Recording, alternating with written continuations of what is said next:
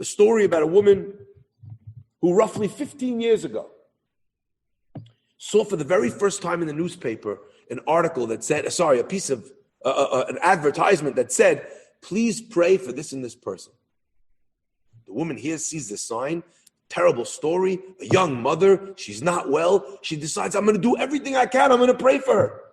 She writes down, she looks a place to write down, she's not going to forget. She sees there's a new notebook on the table. She opens the notebook, she writes first line, first page, this woman's name, saying Tehillim. A few days go by, she sees another name. She thinks to herself, I got to say Tehillim. You know what? I'm going to write it in the same place. That way I don't forget. That one name became 2. The 2 names became 10. The 10 names became 100. And slowly but surely, this notebook became completely filled from cover to cover with the names of people who needed a refuah shlema. Every day she would pray for them. The man says, her husband used to say as a joke, this is a beautiful thing that you do, but it takes you so long to finish praying because you say everybody's name each and every day. He says, I don't have any more time with my own wife. But secretly he was proud. He used to bring her home names from the shul. And that became a family tradition. Wherever anyone went to a different synagogue, they would go and swipe the refuah shlema names, copy them down, bring them to the mother. And the mother would add them to her book, which eventually became called in the family the Bikur Holim notebook. 1 year, 2 years, 3 years, the notebook becomes 2, becomes 3. And every day she says refuah shlema for each and every name. Not a day goes by. After 15 years, the man says, my father started making fun of my mother. One day at Shabbat lunch, he said to her, Mommy, you're saying Tehillim for these people every single day, every single name. Half the people on your list are probably dead. She says, Mo'aib, how could you say that? What are you doing? How could you say that? People are dead. I'm saying refuah shlema. He says, look, it's been 15 years. My mother looked to all of us, the kids. She was like trying to get our support, but we all like nodding our heads. Like, it is true. You were praying for a lot of sick people. 15 years later, odds are a good number of them are no longer with us. She says, look, you know what? I'm going to say it anyway. Maybe it will bring them a refuah shlema in Shamayim. It will bring them a refuah shlema in heaven. We all laughed. It was ridiculous. Bring a refuah shlema in Shamayim. But you know what? She carried on every day. Not a single name missed. It was a short while ago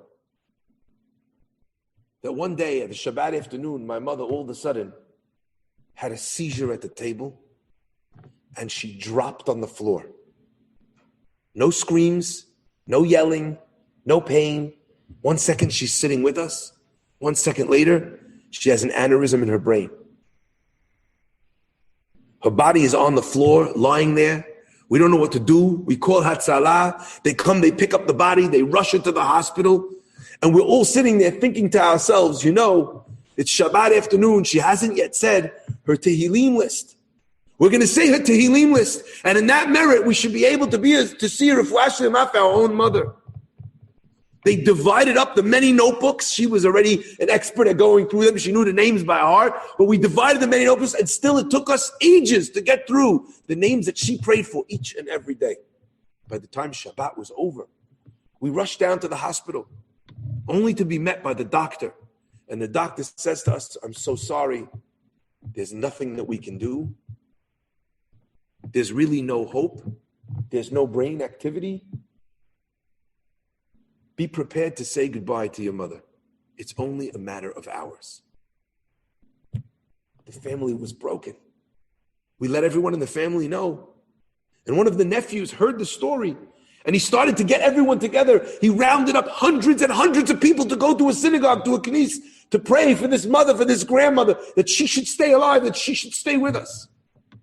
It's meant to start at 8:15, the prayers. And we're there in the hospital, and all we can see is the numbers going down. All the monitors slowly descending.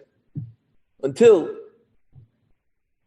a short while later, the doctor called us in and said, it's time. We walked into my mother's room, and we saw the machines go to flatline. Everybody cried. Everybody asked mechila. Everybody said goodbye. And we walked out of the room, leaving our poor departed mother at 8:05. A few minutes go by, and the nephew calls from the shul to say, we're about to start. I just wanted to put this phone on next to the Hazan so that everyone in the family could hear, and please put the phone next to grandma's bedside so she should be able to hear the Tehillim. And the man says that my sister was about to say, never mind, it's too late. When I grabbed the phone from her and I said, thank you very much. When they're ready to start, please call. We're going to put it on loudspeaker. And he hangs up the phone. She says, what do you do that for? Why don't you tell them that she's gone? And I said, and there were tears in my eyes. For the last 15 years, Mommy said Tehillim every single day for lots of people who were dead. They can't say it once for her.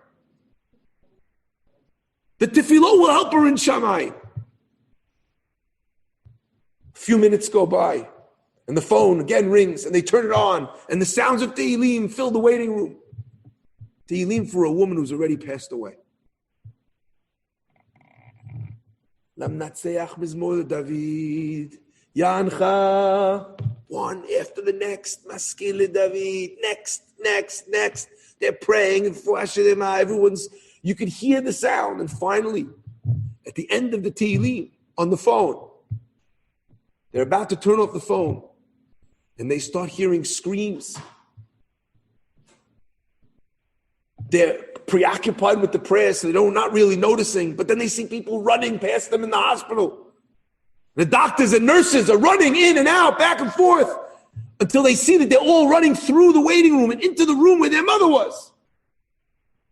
They run into the room and they see her mother, the mother who passed away already 25 minutes ago, surrounded by doctors and nurses.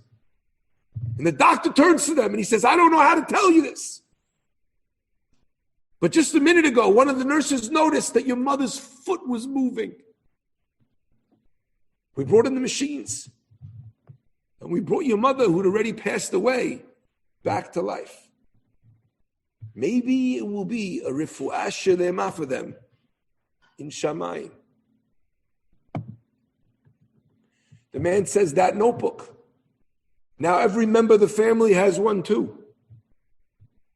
And I think that as people hear about this story, there will be more notebooks in Am Yisrael, in many new homes. Rabotai, it only takes a small step for Borei Olam to see that you are trying. Once Borei Olam sees the care and concern in your heart for another Jew, then Borei Olam says, what about you?